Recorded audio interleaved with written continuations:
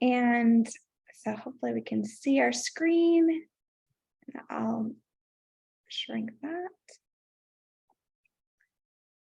So my name is Emily Bond, and I'm one of the librarians here at CRC, and I am the faculty tri-chair for the Institutional Effectiveness Branch. And Claire and I are here, and I'll let her introduce herself. Hi, thank you, Emily. Hi, everyone. I'm Claire Oliveros, and I serve as the Administrative Tri-Chair for IE, and I serve as the Vice President for Institutional Equity and Research and Planning. Happy to be here with Emily, and we are missing one Tri-Chair, right? We also have another Tri-Chair. She's not missing. She's present, just has another activity at the same time, but our Classified Professional Tri-Chair is Julie Olson, and she's with us. She is here with us in spirit as well. Thank you. Thank you.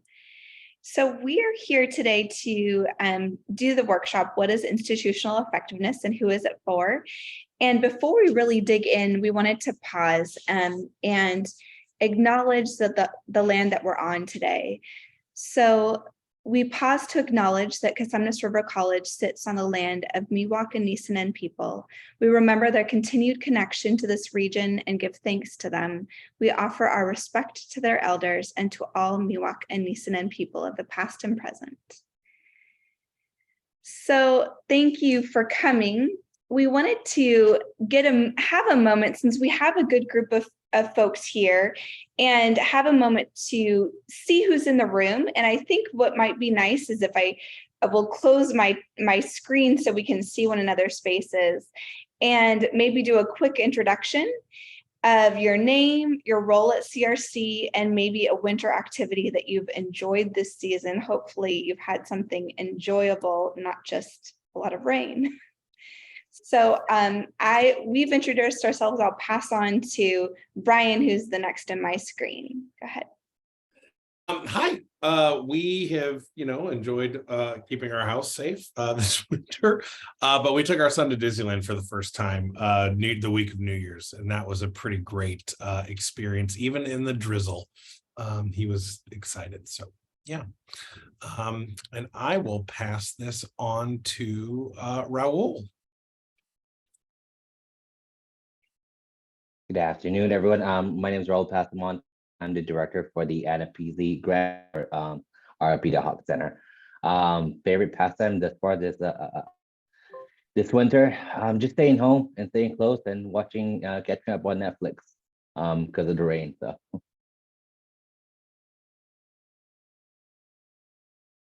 And I'll pass it on to Jason.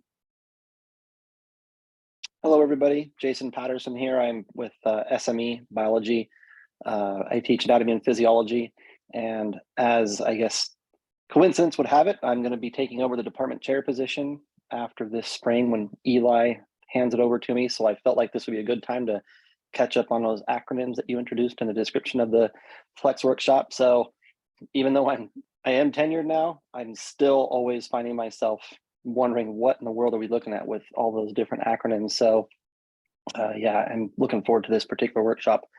And we were actually scheduled to go visit the Central Coast for a few days right after Christmas, but it didn't pan out. And a couple of our favorite spots that we've seen on the news have washed out. So it was pretty disheartening not to be able to go. And now to see that, especially with Capitola and that kind of oceanfront area right there, the pier and whatnot, taking a big hit, that really kind of bummed us out because we know it's going to be hard to rebuild that. So hopefully we'll get out there, maybe for spring break or something. And I'm not sure who anybody else has next in their line, but I'll pass it on to Keith. Hi, my name's Keith Dow. I teach physics and astronomy, I guess, at SME. What's been fun this winter has been telling the folks back east we're not dead yet. We live on a hill. We live 100 miles away from the coast, so we're fine. And that's about it. Who's next in line then? Let me see, I'll pick a name. Is Michelle Steiner? Is that pronounced correctly? That's correct. Okay, all yours. Hi, good afternoon, everybody. Michelle Steiner. I'm currently the Regional Director of Philanthropy, but starting Tuesday, I will be the Interim Director of Hop Care Center and Housing Resources at CRC. So I'm excited to come back to CRC and fulfill this role. As far as activities over the winter, really not a lot, staying at home and just, spending time with the family and getting through the holidays. So it's good to see everybody. And I guess we'll go to Karen. She's next on my list.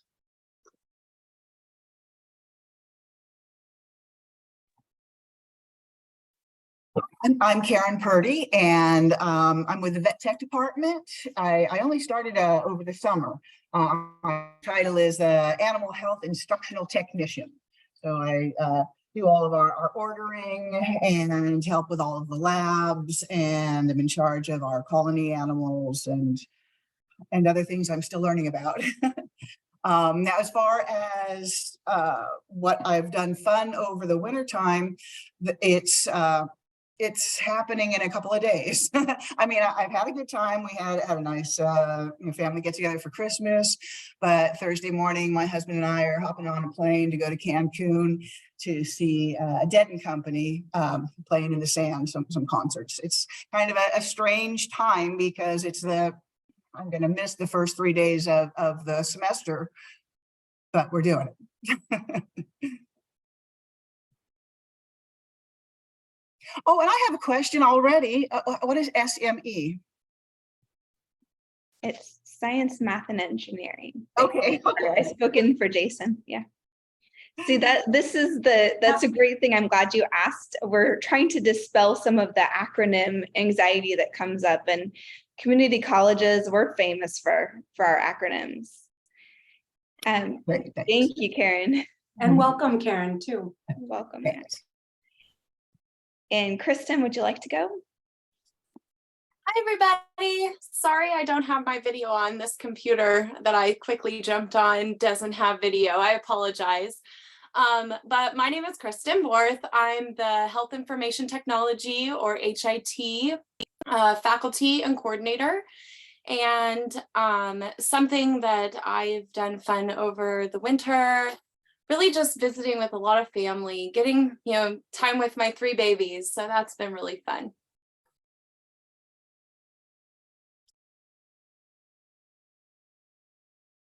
Oh, and I think Adam was the last person that I saw. Yes, I'm Adam Wadenius. I teach film and media studies here for CRC. This is my 4th year. And essentially over the course of the break, I've been kind of getting my hands into a lot of different things. We moved earlier in the year, so there's still some things, of course, that needed to be done around the house, boxes and moving things around. I have an 8-year-old who was off at the exact same time that I was, so my break kind of started and his break started. So I've been also just kind of trying to clean up the disaster areas that he's creating all over the place. But besides that, I wouldn't change anything. It was a great time over the course of this break. So it's actually been a lot of fun, just kind of doing stuff around the house and hanging out. And of course, the weather has not been too kind over the last week or two too. So kind of the homebodies the last week or so. I believe that's it for everybody. Yes, unless there's one other person I'm missing.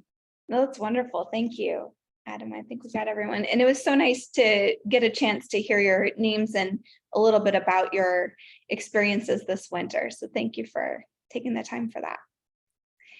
So I'm happy to see this group that we have here today. I'll go ahead and share my screen again to get back into slides.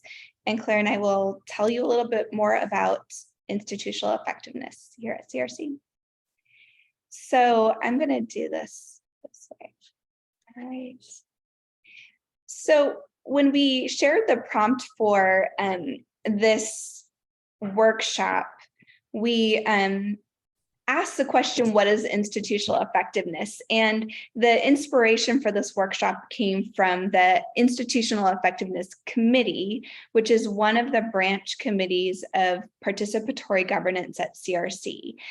And so we wanted to give you a little bit of background about the IE committee and then also talk about it a little bit more broadly within overall college planning and effectiveness. So institutional effectiveness, the committee is charged with providing a college-wide perspective and focus on college planning and assessment processes. And so we look at our college planning processes like strategic planning and things like program review. And we're looking at how can those be improved? Are we making effective plans? Are the planning tools that we have useful, and do we need to improve those in any way? And so kind of looking at that big picture of planning and assessment. We are the champion for implementation of the college's planning cycle. And we're going to talk a little bit about, I'll show you some information about how all of the different pieces of college planning fit together and how they should lead towards our effectiveness as a college. And as a participatory governance committee, we have membership from management, faculty, classified professionals, and students. And so we want all the voices of our college community to be involved in improving our processes for planning and assessment. I'm a very kind of hands-on person, so I like to know where the information lies on the college website to learn more about these things. And so I did link it here, and we'll share the presentation slides afterwards. But when you go to the college website, we have the employee side. And on the employee side, we have information about participatory governance. And when we talk about the participatory governance branches, that falls under this PG tab. And there's 4 branches of PGC. Institutional effectiveness is one. There's resources, student success and equity, student learning and instructional support. And each of those have some participatory governance committees within them. And so you'll see committees within committees that hopefully kind of streamline some of the communication and allow a channel for decisions to be made and for planning to happen. And so institutional effectiveness, we have some committees within us: cultural competence and equity committee and professional development committee. I'm going to go ahead and pause real quick and just do a quick check if there's any questions as we go along.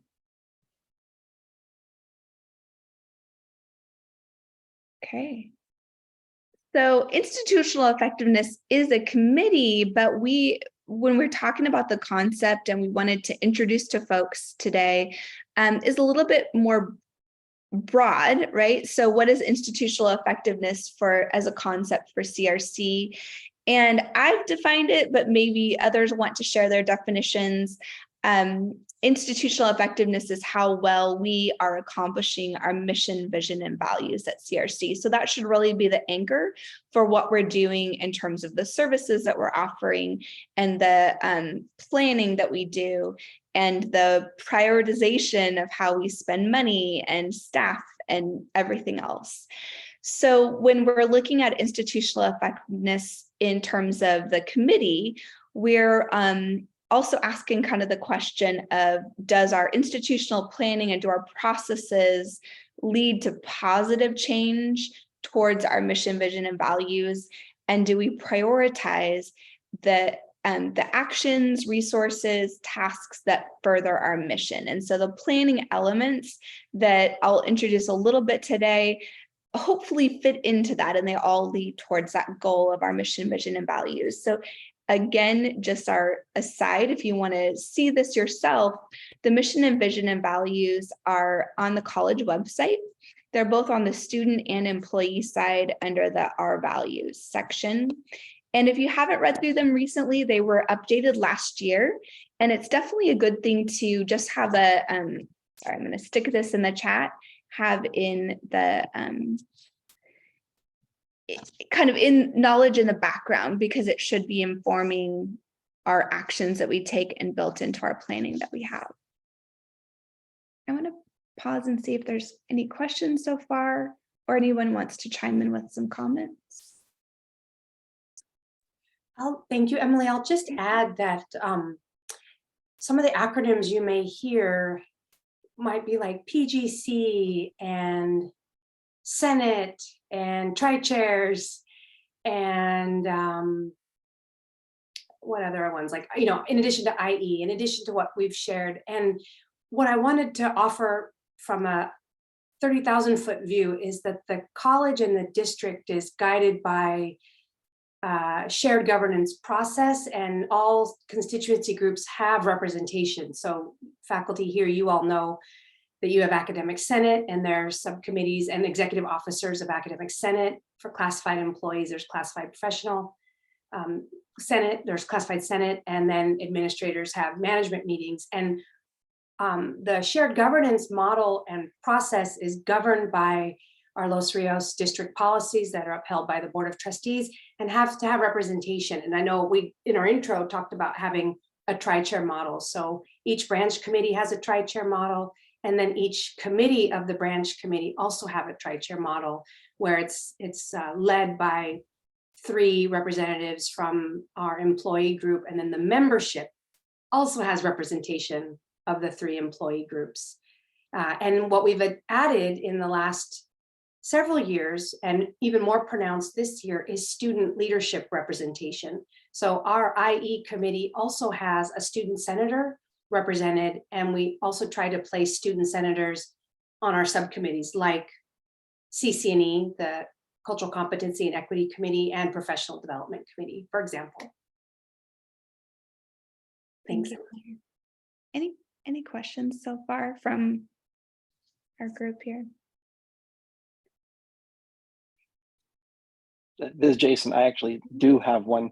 Is there a glossary of sorts with all of the, not all, I shouldn't say that, but some of the acronyms that we've seen, that we'll have seen, you know, throughout our time at CRC? Or yeah, that's a great question. I'll have to look and see if there's one that still exists. There used to be one, the Academic Senate had a handbook, and it used to have a pretty extensive glossary, and I think in some revisions that was taken away, but I think there may be some links I can share to a glossary of terms.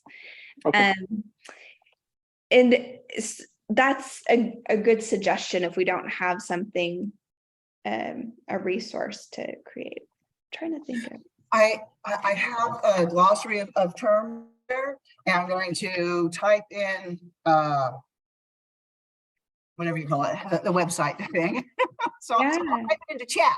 And Thank you. This is still good. I printed this out. Oh yeah, just the end of November. Wonderful. Thank you, Karen. Great. Thank you.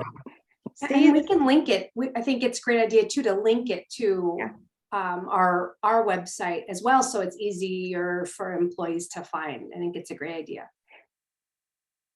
See, this is the power of our group. Thank you. All right.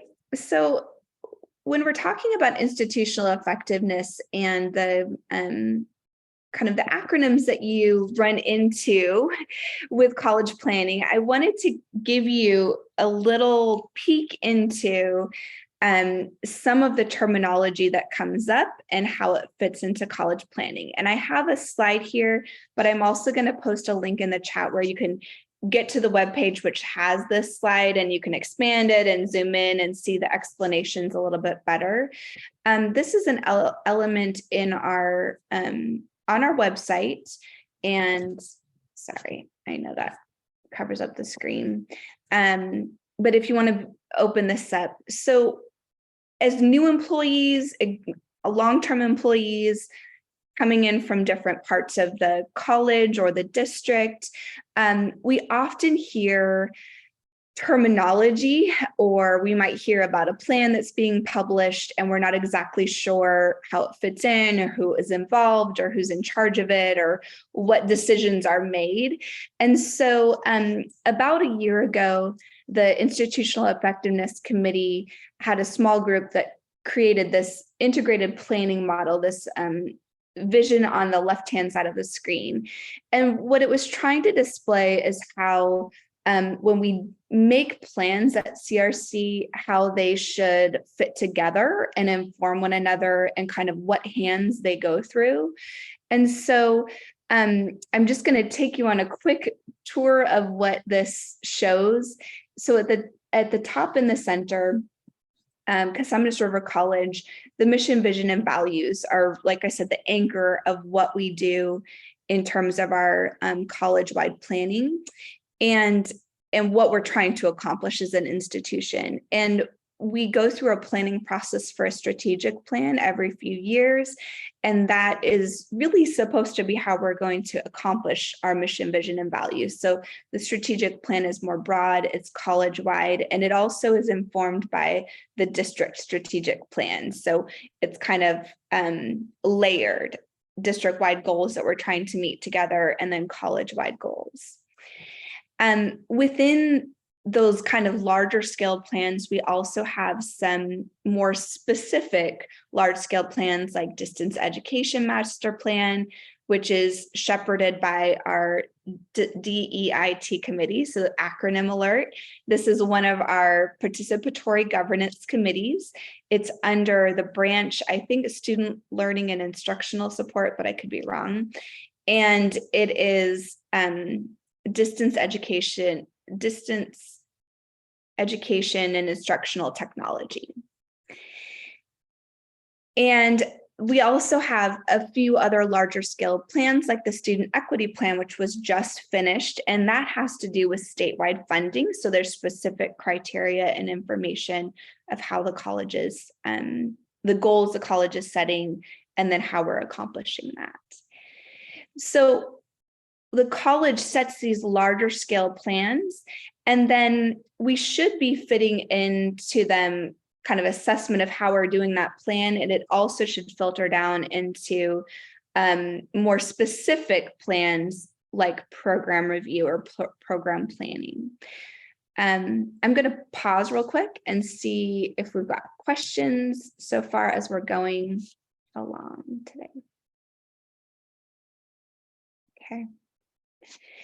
So we had, Jason mentioned that you're an incoming department chair, and so program review is one of those elements that departments will do to kind of plan for their future in their department, what they need to grow, what they need to stay current in terms of technology and curriculum and staffing and materials and space, and to be an effective department. And then the unit plan is kind of how that comes together within the larger unit that you're a part of. So for a lot of this, we're part of career and academic communities. We gave an example of one of those earlier. Science, math, and engineering is a career and academic community. So that's a unit that we plan together and then prioritize what needs there are to go through and ask for those needs through one of our processes to get money, resource allocation processes that we have at the college. Our planning kind of goes through the department area, unit plans, we come together, we prioritize for resource allocation, and then that goes through different resource allocation processes. So you might go and apply for a new faculty member in the faculty prioritization process, or you might ask for equipment for your lab in the capital outlay budget process. And that COB process happens every couple of years.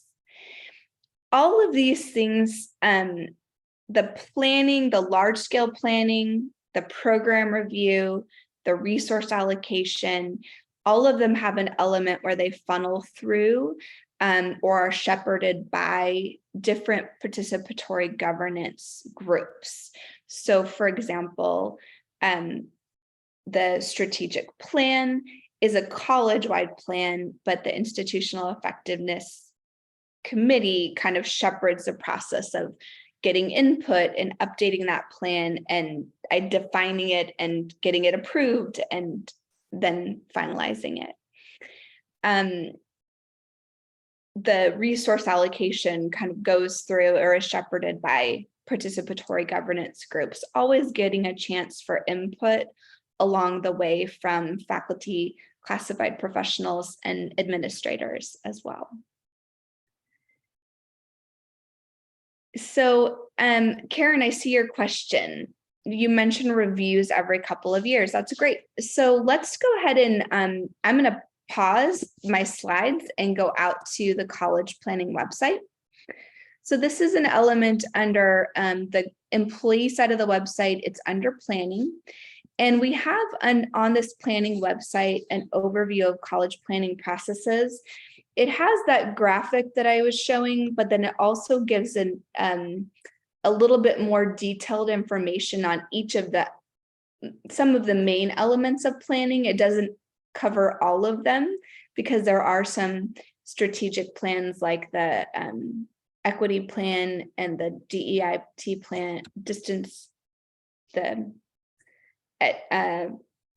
education strategic plan that are funneled by individual groups.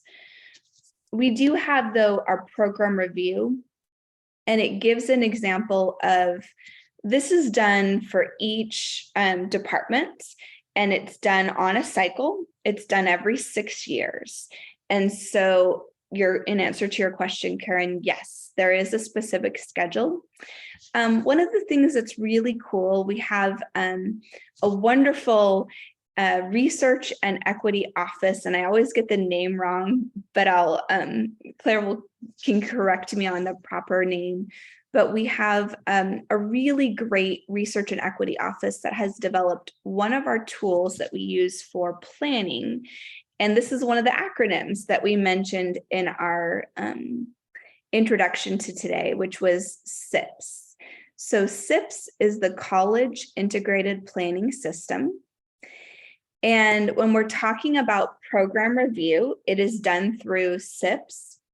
We also do assessment through CIPS, and you will log into it with your username and password, same as you do through single sign-on.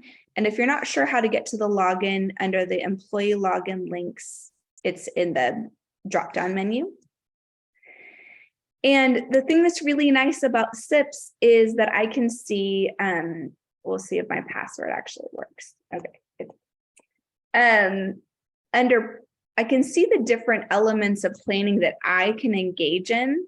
So assessment for the courses in my department, assessment for my program. So for example, I'm in a program that has instructional components and non-instructional services. And so we also assess our service area outcomes. And so I can input my assessment here. And then program review, we said that it happens on a 6-year cycle, and we'll see if it'll update my tab. Maybe. There we go. It will tell me the semesters, and it tells me which departments or programs are upcoming or scheduled for that specific semester. So if you're in veterinary technology, or if you're in health information technology, you can actually see when your program is scheduled to complete program review. I want to just assure you that if your program is coming due for program reviews soon, I see fall 2023, we have some of our allied health and health information technology is coming up. You will have a lot of support. Our research and equity office, our colleagues there do an amazing job of providing training and support to department chairs and to faculty and classified professionals and managers in those areas to help you through the process. There's actually some training happening this week. I can look up what the specific date and time is as well. And then we also have support from our outcomes assessment coordinator. Her name is Rhonda Farley. She is an ESL faculty member, and she's an amazing resource to consider how you can kind of measure the effectiveness of the teaching and learning that's occurring in your courses, and then also how you can use that to inform your planning for the future in your program. And so there's there will be a lot of resources. If you're new to a program, you can also view past reports, and that's a good way to see what planning has occurred, what resources have been asked for, and what is needed in your area. All right, I see a few chats in the question. I want to pause and let folks ask questions.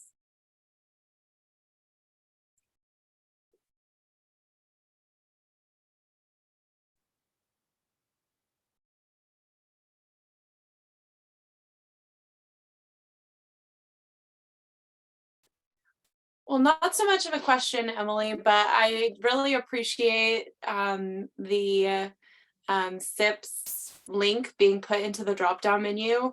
When I started, I could not find it to save my life, and so I kept having to go back to other faculty and people that were my mentors and try to find it. And so it was really nice to have it in that drop-down menu now. And I can't take credit for that, but I will just give a shout out to Paul Mines, Sabrina Sensel, and the entire Research and Equity Office. They have put an immense amount of thought into updates in program review, how things are designed, how you link to it and find it, and really have made it a lot more effective and useful tool. So I will just want to sing their praises because they're really amazing.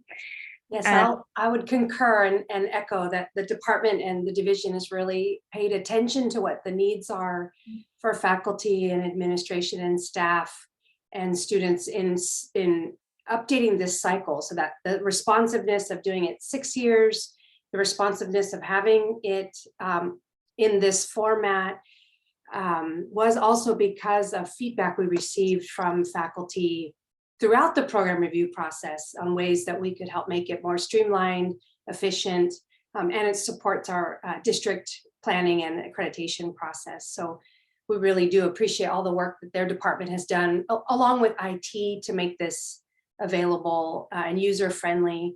And I did want to offer to your earlier question, Karen, about the strict schedule. So it's been set, but then there is an interactive process with your department chair and dean and area executive about the timing. And if there's, like, if you're in your first year as a faculty or staff member and haven't done this before, then there's an approach that we would take collaboratively to find a better time that would work for you. But this is also designed with an interactive process to get engagement from areas on times of the year that do work well for instruction and service areas. So it's here live like this, but then also in collaboration with Sabrina Sensel, who's our Dean of Institutional Effectiveness Planning and Research. You can make adjustments as needed with her, and we'll put her contact in the chat as well. She's also a tri-chair for the Professional Development Committee and the Cultural Competency and Equity Committee. So if you don't know her yet, you'll know her soon through this process, but then also with her office area. Thanks, Emily. Thank you. I will note, since I know program review is a really important element, one of the updates that they've done also in the program review site is they've made it so that it can be editable even if you're not scheduled for your program review. So for example, I'm in library, so library services and instruction. We're not scheduled for a couple of years, but we'll probably have needs between now and then, and we'll definitely have ideas and planning that needs to occur. And so we can go in and edit and update and put in things related to resources that we need to request and so forth in between. And so if you are a department chair, if you're a manager, if you're a faculty member, a classified professional in an area, I think they set the editors as like specific roles, but they probably can add you as an editor if you need to be engaged in this process too. And so I would log in, see if you're able to edit your own area, and then also talk with your peers in your department to see kind of how it's usually run in that department as well. I do want to just kind of reach back to our overview of college planning. We're not going to have time to go through all of it today, but I just wanted to kind of loop two things back together. The planning that occurs in those departments, and the way that it funnels into resource allocation, and also kind of informs a large scale of college-wide planning to achieve institutional effectiveness. When Claire was pointing out all of the input that was gathered to improve program review and to improve access to the website and definitions and information on it, this is an element that institutional effectiveness, the committee does, is we gather or work with gathering that feedback, and then also taking a lot of time to go through it and see what specific changes need to be made or improvements can be made. And so this is how it kind of funnels in through participatory governance. All right, I'm going to take us back to our presentation slides. If there's more questions related to program review, we can always loop back to that as well. We wanted to take a little time to talk about how members of the college can participate in a committee like institutional effectiveness or any of the committees that you engage in. And I'd like to kind of pass this to my colleague, Claire, and let you share some insights on that. Thanks so much, Emily. And Brian, you serve on the IE committee right now too, don't you, with us? I know you're on the professional development, so I sometimes interchange the two, but you are a member of IE, aren't you? Yes. Yes. Yep. That's great. And why I'm singling you out is to say that you're part of this new practice this year of us working to have stronger engagement and build a more inclusive and welcoming space in the Zoom room, right?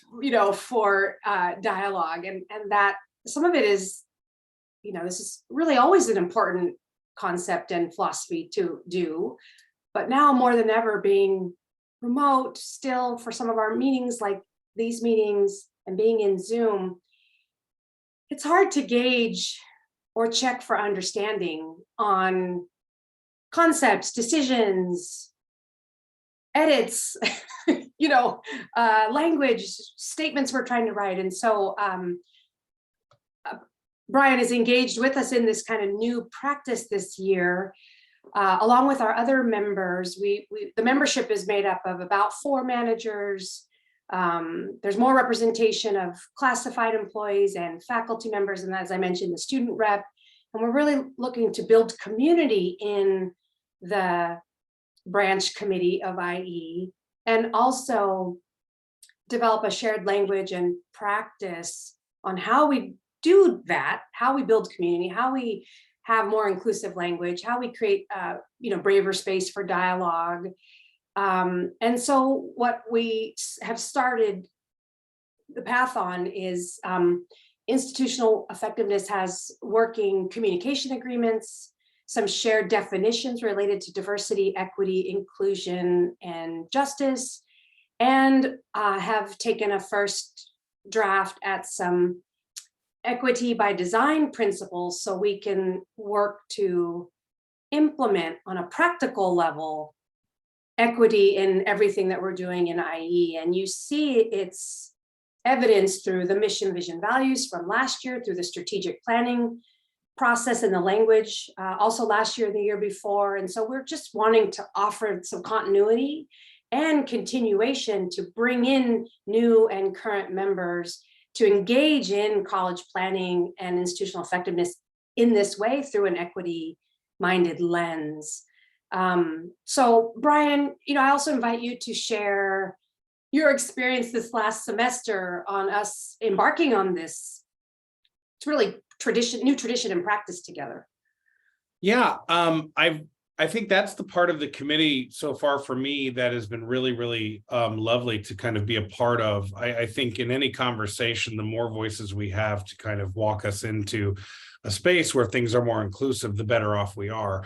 I'll be honest, the committee, this is a big committee and there's a lot of language in it that it took me some time to get to understand, and I'm still learning to understand it. But I think the practice that we entered into this last semester, especially, was really, really a good one.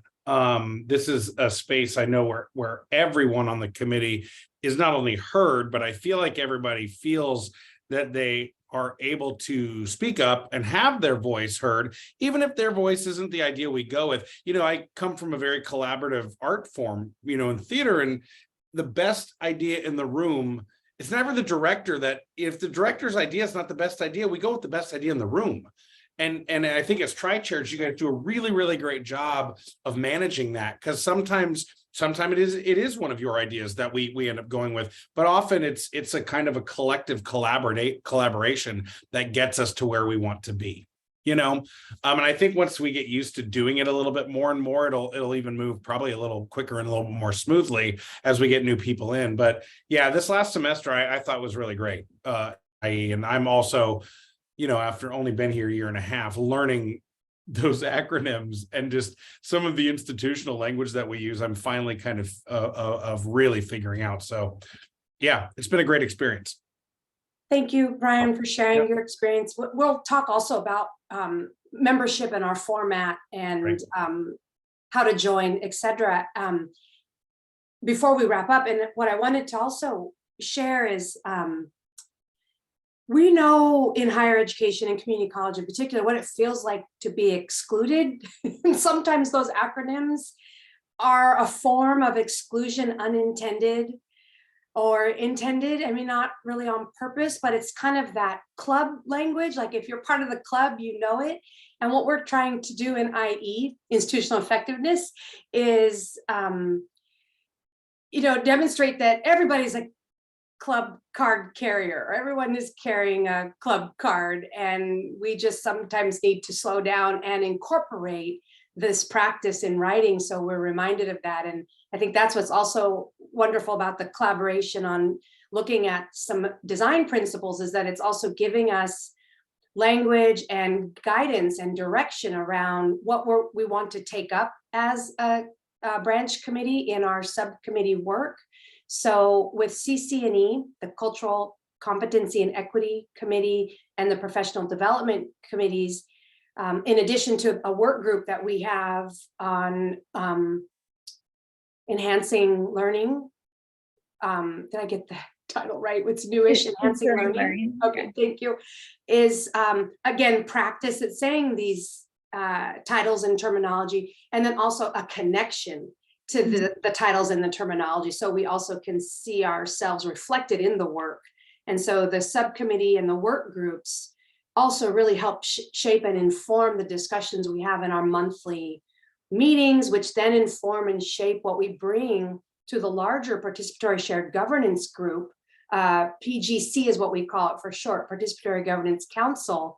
And we have an opportunity to also influence and support college-wide efforts related to our decision-making. And again, we lead college planning more or less in tandem with the Office of Equity and Research. So we're trying to also have these equity design principles so that we also have a way to gauge if we are on track with meeting our goals and objectives. And so it's another way to support our work, and what I'll say is concretize it in the college's planning process. Thank you. I hope that makes sense. Any questions? We're just informing and shaping culture while also doing the college planning work, which is kind of fun to do. It's both and. I would say I've been at CRC for a pretty good amount of time, and I think that it is easy to, there is a lot of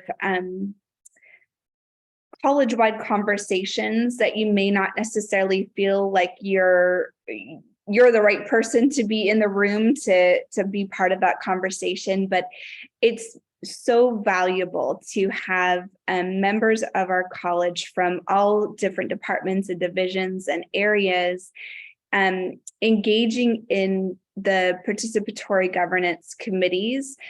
We're talking from the point of view of institutional effectiveness, but we hope that you will choose to engage in one of the participatory governance committees, maybe ours, maybe others. And I think sometimes folks come into these committees feeling a bit of imposter syndrome, where you may not know exactly what's expected of you, and maybe folks on the committee have been in that group already, and so they just kind of move about their business, and it seems like everyone else in the room knows what's going on. And I think that's one of the things that we maybe don't do the best job of at CRC, is helping folks kind of find their way in and figure out how it all runs. So that's what we wanted to spend a little bit of time also maybe demystifying here at CRC.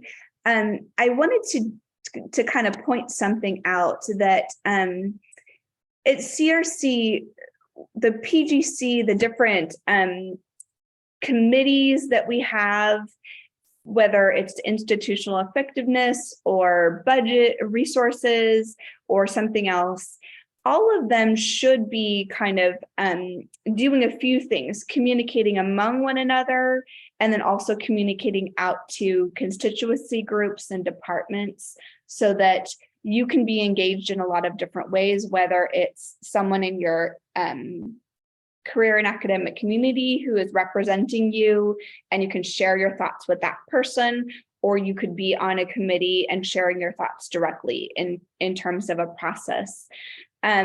The branches and the committees have representation from different constituency groups, so that we are able to get a wide variety of voices in the conversation.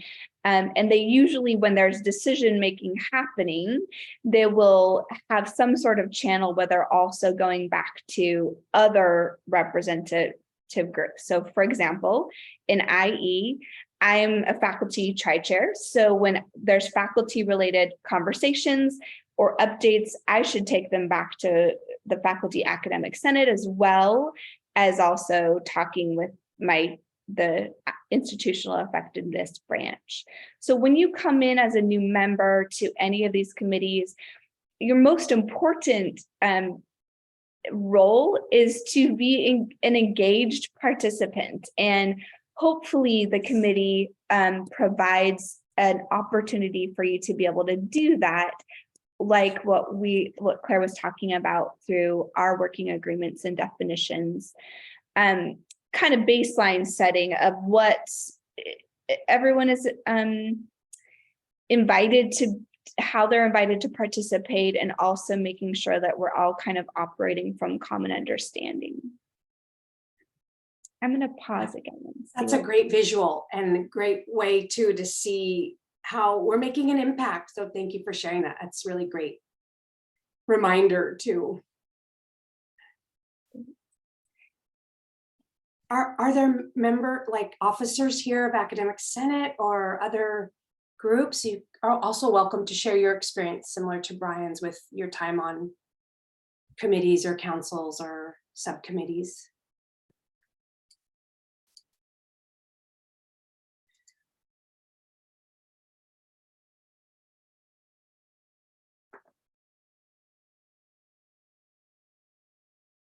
I bet you're eager to find out how to join, right, Emily? Eager to. So we wanted to give an opportunity for you to see how to just kind of step back and consider. The theme for our convocation and this week has been reflect, reset, and reimagine.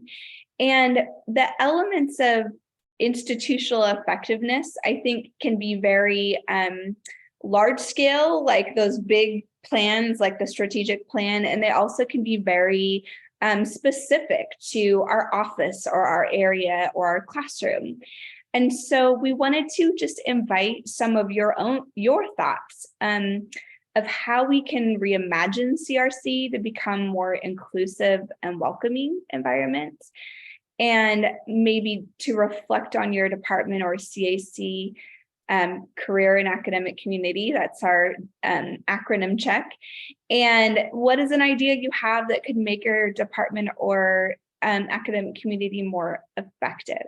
So I'm going to pause, and we want to have a chance. And if you'd like to unmute and just speak up, you're more than welcome to, or if you'd like to share some thoughts in the chat, we'd love to hear them too.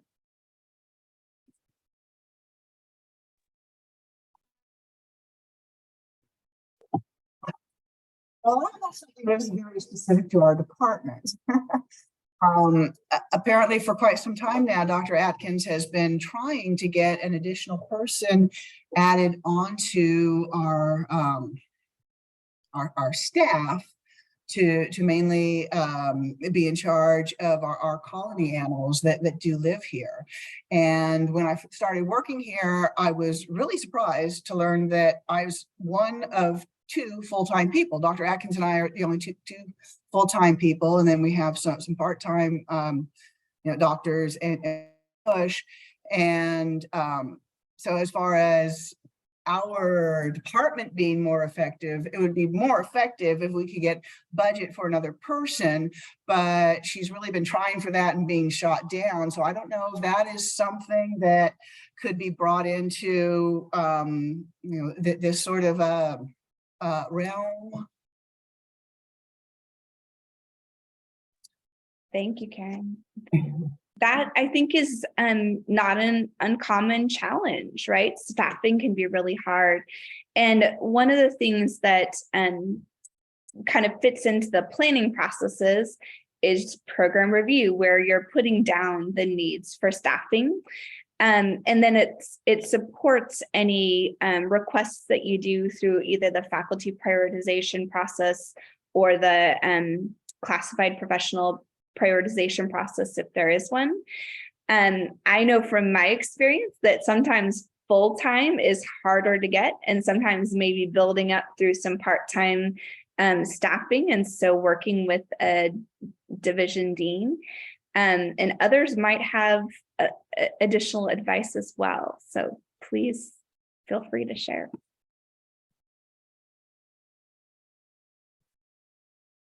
Yeah, I would just echo program review process is a great way to identify needs, resources, and there may be friends here on the call that have had success through the program review process for additional resource allocation, or might be in process of that now. But that is a good way. And then sometimes there's opportunity to make a case for critical hire. I know Academic Senate has been an important critical player in hearing the case making from faculty for critical hires. So there's also a venue there.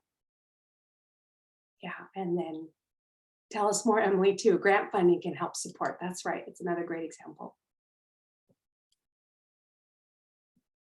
So I see Serena's question asking about clarity for effective. And that's a great question. Effective in meeting the mission, vision, and goals.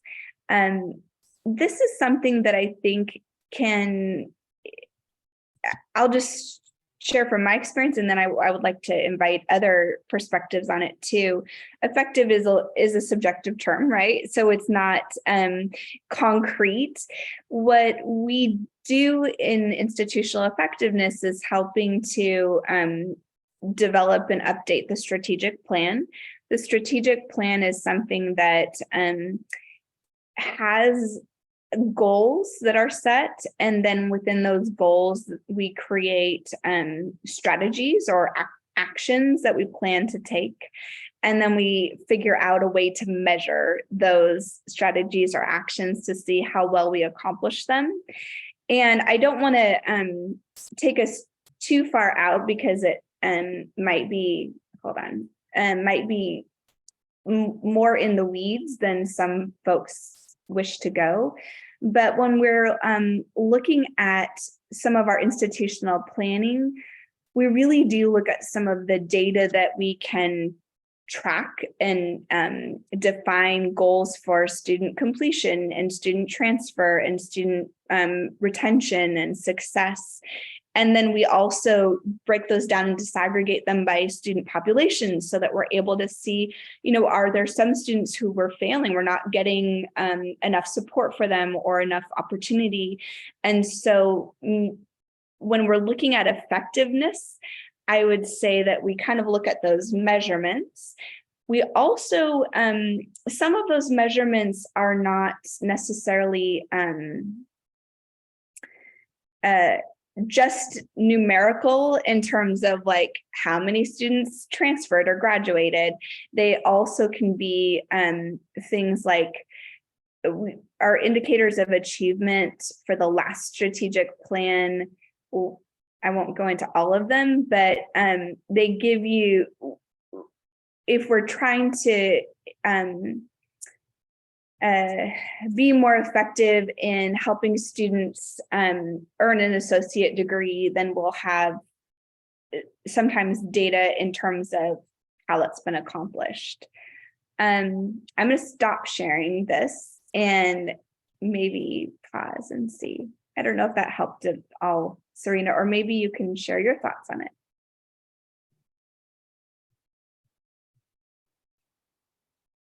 Hi. Effective is so broad and subjective, as you indicated, Emily. And the question is, for my thinking, is about CAC, because I work closely with CAC, leadership. I'm part of that student success team. And so in pondering, well, how do we make our CAC more effective? I think I'm always working backward. So meaning I need to understand what effective was. And I think you helped. What came to mind was, okay, maybe we need to pull up the strategic plan and have some data points and look at those and then see if there's any ones that in particular resonate with our group. So thank you. Thank you. And I want to note that effectiveness for the college, there's layers, right? So the strategic plan, we're looking college-wide, and in our individual departments and CACs and programs, we may have somewhat different definitions of effective. And I think that also has to do with our outcomes for students. Or outcomes for our program, what students are learning or accomplishing through our program. And in some areas like my area and in some of the other student support areas, it's also about the services that we're offering and the use of those and the effectiveness in meeting student needs and demands. And so I think it's really good for you to interrogate effective, because we might talk about it college-wide, but there's also a definition that's more specific to your area and your program that is equally important. And when we get into things like the assessment of learning outcomes or service area outcomes, and then program review and program planning, that's where we really get into the meat of what do we need to be effective, and then how are we contributing to that overall strategic plan, the big picture goal of the college.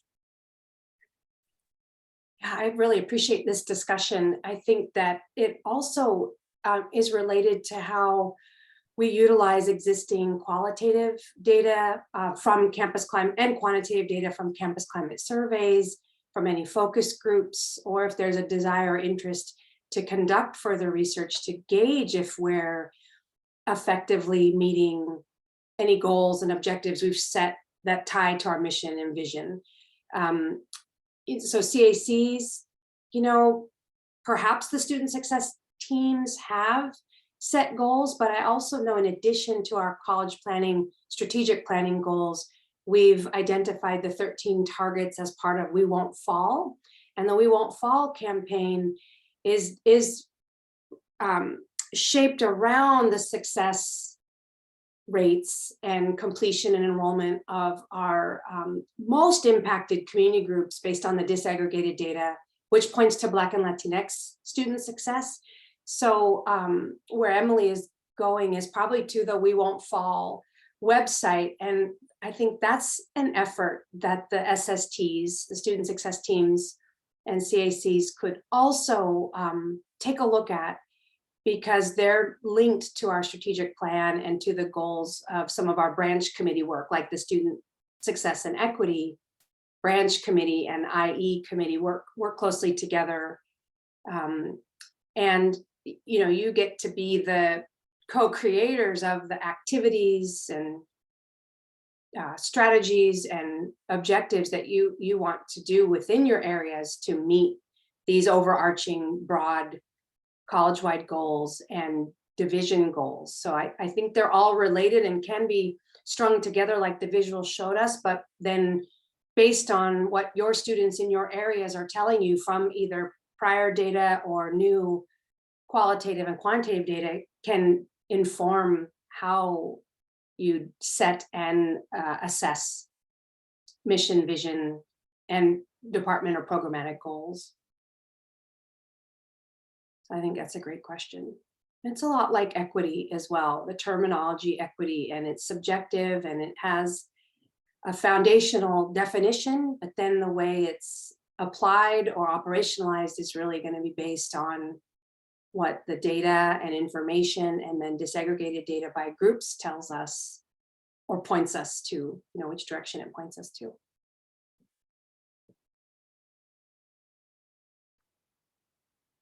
Thank you for asking that, Serena. I want to hear if there's any other thoughts about either of these questions. I just will jump in quickly. It's the first question is hard for me to answer because I'm working at probably the institution that has the most inclusivity and welcoming environment that I've ever been involved in. And I'm proud of that. And I'm proud of the work that even we've done since I've been here about, just about a year and a half. And I think there's a lot more to be done. But I think that just stepping on campus here, things felt different. I love the center that we've opened. I think the community that has come together after some of the events we last semester was really important those were some important moments for us.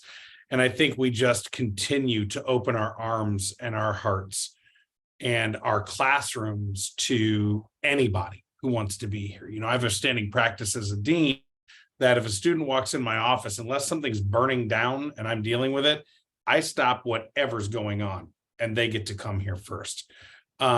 So, making students feel at home here is important to continue that. And I think we're really doing some great work in that area. The CAC question is interesting, right? Because it depends on where the CAC is. I know for us specifically, we've got some tightening up to do in terms of the size of some of our degree programs. They're very large. And I think we have to start recognizing that the nature of the community college in California has shifted. We are not training full complete students anymore. We've been asked to become essentially transfer institutions. And that's a hard pill to swallow in some of our areas, but it is our reality. And I think we can still effectively do what we're trying to do in terms of the training within that reality. It's just it's a shift of thinking for those of us who grew up in the system and are teaching in it, and we grew up in a very different system than we're now being tasked with kind of working in. And I just think that happens through conversation, constant conversation and examination of our programs, our numbers, what is effective, what is not effective. Are we still teaching, for us, it's art. Are we still teaching the same way we were teaching art in 1992? And if the answer is yes to that question, then I think we owe it to ourselves, society, and our students to shift that style. Constant curiosity and constant examination, I think is a good way to put that. So thank you.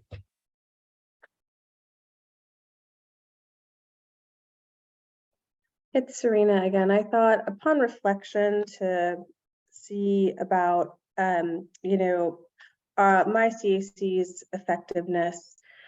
When my CAC is Health and Human Services, which includes kinesiology, and I think what Brian was suggesting about the transition to four-year colleges and the shift in thinking about what role community college plays, I think our CAC could become effective by amplifying the voice of our students who are unique, who are in vet tech programs, who are in career, CTE programs. And that is not necessarily, that's fully in alignment with this new vision of transfer.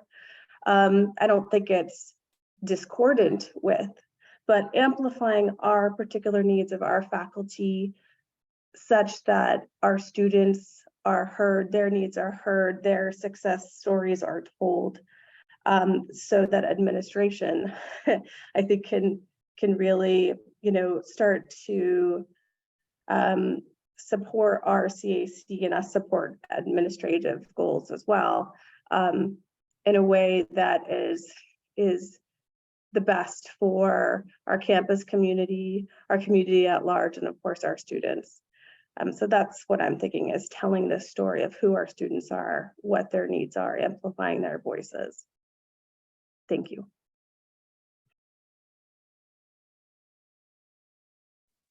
Really great feedback from both, and great examples of how you do your work or want to do your work in your CACs. So appreciate your input and feedback and comments.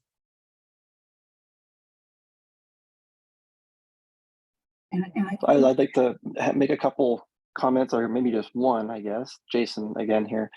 I'd like to just kind of echo what Brian was saying about the campus.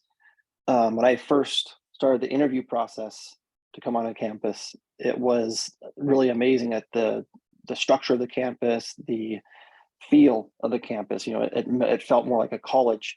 I was at FLC for about 12 years before I came over to CRC, and it was a very established campus, and everywhere I went, everybody was very welcoming. And last semester was the first time I participated in the welcome tables for the beginning of the term, and I plan on doing that again. And a lot of what we do, we have a lot of individuals who I think between each semester and during the semesters, they're going through and they're trying to, like you said here, reimagine what we can do to welcome students back on campus. And that's, I think something that is seen, I think, more at the four-year institutions where they have weeks of welcome, things of that nature that we're incorporating more on our campus that really helps out. So, it is tough for me right now in this moment to think of something that could make it more inclusive and welcoming. I liked at the last convocation, I think might have been the first time we did the blessing, I think, at the convocation. We had it outside and just kind of reconnecting with our surroundings and with the land, on which we have our campus was a great step in creating a more inclusive and welcoming environment there. And in terms of the CACs, I'm very fortunate with science, math, and engineering, and our biology department more specifically. We have a very cohesive group of people, and we do a lot, I think, to make sure that our CACs are as effective and as efficient as possible. And it's hard to, make a statement about the CAC in general, just because there are so many working pieces within the CAC itself. But I think what I've noticed, I was on a review panel for a faculty member, and one thing I think that all CACs, not just SME, all of us can do is really take the time, now that we have transitioned to more online classes, is to take part in those distance education workshops and courses. Because what several of us noticed was there aren't a whole lot of instructors that we feel like are taking full advantage of those classes. So when you have individuals who are not familiar with how a Canvas course shell can actually look and how it can incorporate those individuals with different learning needs into an online environment, that does make a huge impact on those students and their ability to incorporate the information that they're getting and assimilate what they have learned into a real world situation. Just by the appearance of what that Canvas course shell looks like, whether it's a asynchronous online course or a hybrid course, or even just a fully on ground course, having that interface where a student can go and have those resources available to them, whether it's course material or campus resources at their fingertips, I think that makes a huge impact on how our students succeed in their different courses or programs. And again, if the instructors, whether it's adjunct or full-time, if they are not fully on board with that process, it does show, and it does create a barrier of sorts for the success of the students. And by no means am I, judging anybody based on that, because honestly, most of us are still really new with this whole process. Again, with SME, we have a great resource in Jenna Trench. I mean, she's an amazing online facilitator, and she just happens to be in our department of biology. So we have that resource there. But I really encourage everybody to take part in those online teaching resources, because they do help a lot. And it makes your course far more dynamic than it actually is when we were kind of going about it I guess, a more antiquated way. Now that we've moved into the more digital age, I guess, our students are far more in tune with how to use those social platforms and Canvas. And I was kind of pushing back myself there for about a year about how to create more of a social platform using Canvas, but it is what it is.